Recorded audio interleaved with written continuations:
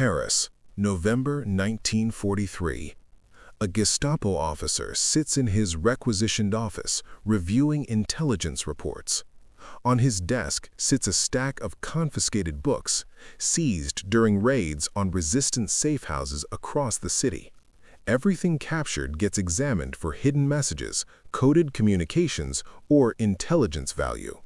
He reaches for a thick, leather-bound volume, classic French literature. Nothing threatening about a book of poetry. He opens the cover. The explosion is instantaneous. The blast tears through his chest and face, killing him before he even registers what is happening. The book doesn't just contain pages, it contains 2 pounds of plastic explosive molded and compressed between leather-bound covers, triggered by a simple mechanism connected to the spine. Opening the cover releases a spring-loaded firing pin that strikes a percussion cap, detonating the charge. The entire device looked exactly like an ordinary book. Same weight, same smell, same feel. The Gestapo officer never suspected that the last thing he'd ever read would kill him. Station 9 called these devices book bombs. The Germans called them Teufelsbücher, devil's books.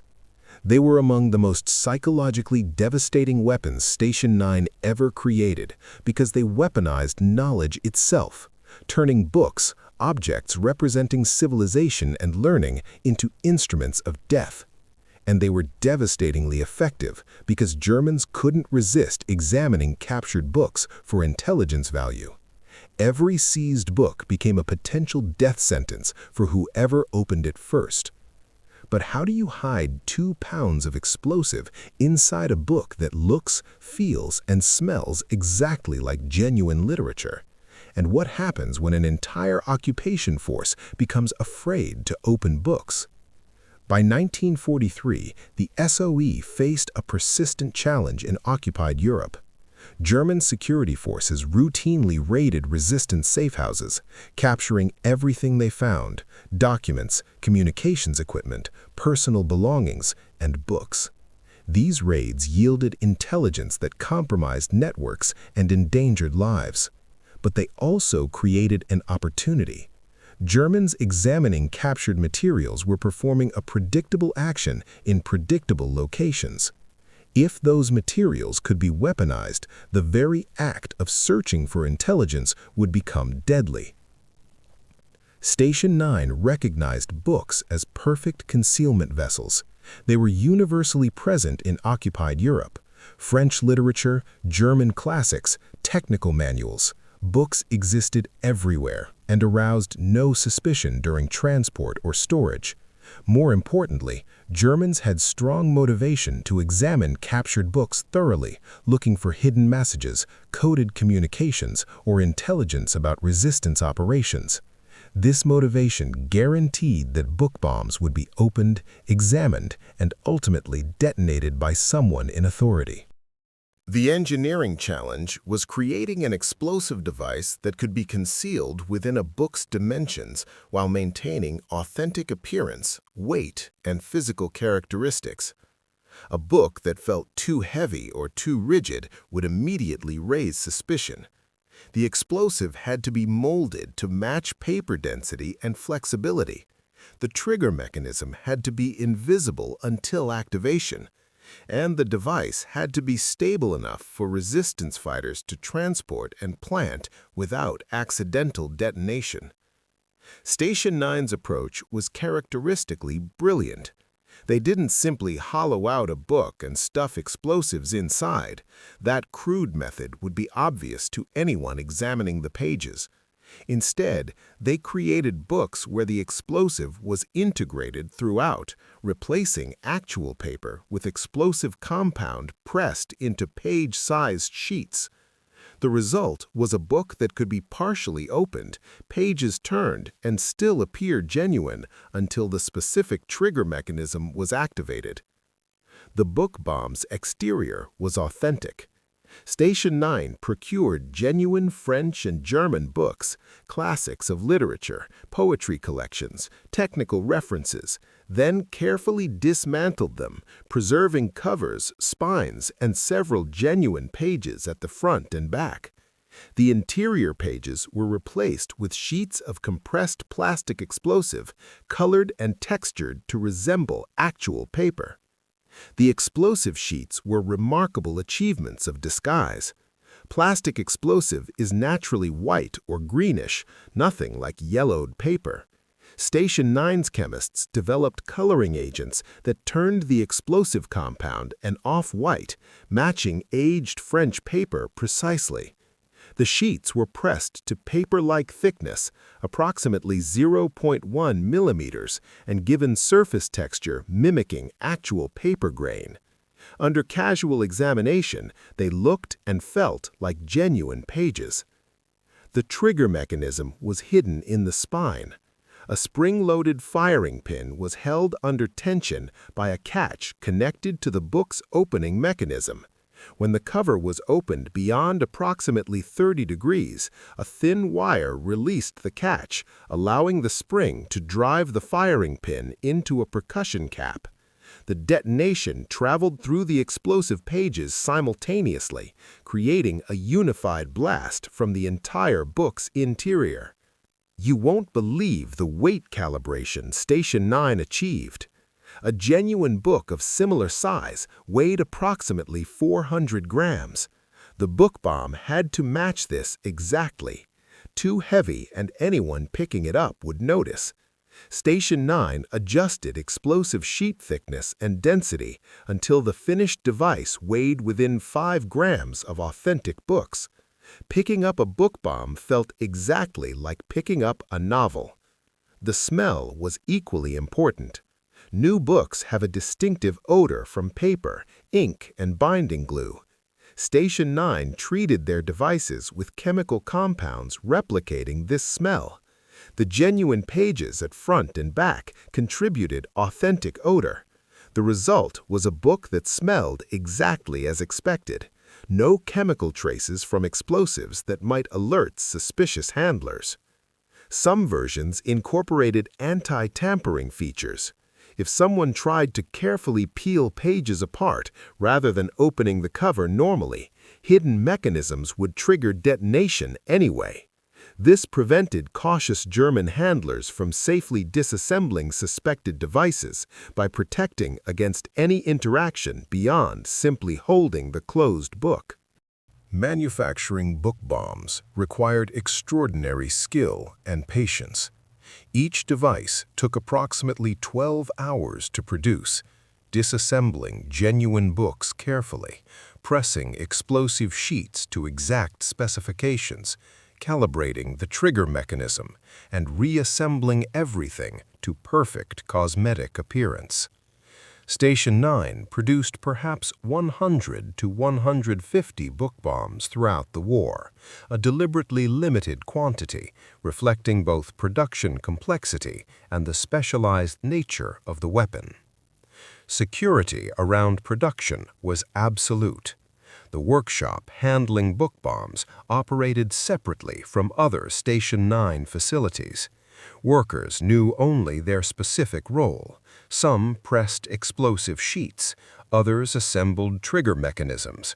Final integration happened under senior supervision alone.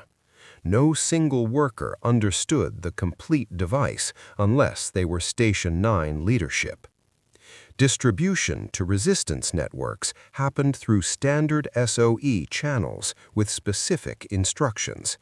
Agents received book bombs along with guidance on optimal placement, resistant safe houses scheduled for likely raids, locations where captured materials would be examined by senior German personnel, and situations where maximum psychological impact was desired. The books were planted deliberately, sometimes even left in obvious locations where raids were expected, ensuring Germans would discover and examine them.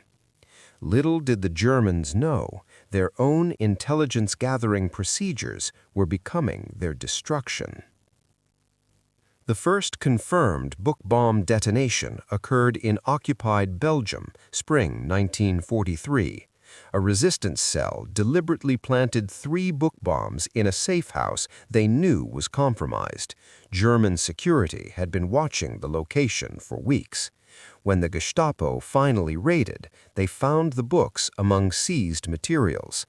A senior intelligence officer examining them opened one at his desk. The explosion killed him instantly and wounded 2 subordinates.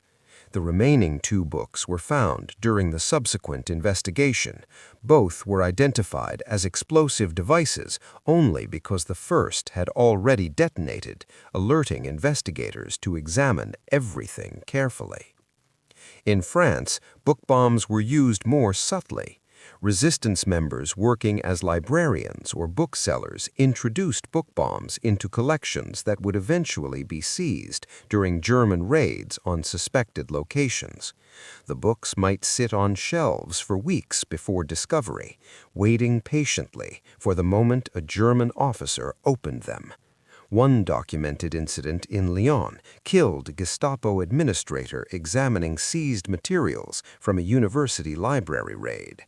The explosion destroyed his office and scattered burning pages across the corridor outside. Norwegian resistance fighters used book bombs targeting German administrative offices in Oslo. A planted technical manual detonated when a Wehrmacht logistics officer opened it while reviewing supposed engineering specifications. The blast killed him and severely injured his secretary. German investigations found explosive residue throughout the destroyed pages, but couldn't determine how the device had entered the secured building. The German reaction to book bombs was immediate and devastating to their intelligence operations. Once they understood that captured books could be deadly, they faced an impossible dilemma. Examining seized materials was essential for counterintelligence, but examining books could kill them. Some units banned all physical examination of captured books, instead photographing them remotely, but this missed hidden messages that required physical interaction to discover. Others implemented absurd precautions. Junior personnel or prisoners were forced to open captured books first, serving as human bomb detectors. This practice was both morally reprehensible and operationally wasteful. Trained intelligence officers couldn't do their jobs if someone else had to physically handle every document first. Some facilities developed remote opening devices, mechanical arms that could turn book covers from a distance, but these were expensive, slow, and rarely available. The psychological impact extended beyond intelligence operations. German soldiers and officials became afraid of books generally. Libraries in occupied territories saw drastically reduced German visitors. Officers who'd previously enjoyed reading during occupation duty suddenly found the habit terrifying. The simple act of opening a book, humanity's most fundamental intellectual activity, had been weaponized. The book bomb was perhaps Station 9's most psychologically insidious creation. It didn't just kill, it weaponized knowledge itself, turning civilization's greatest achievement into an instrument of death.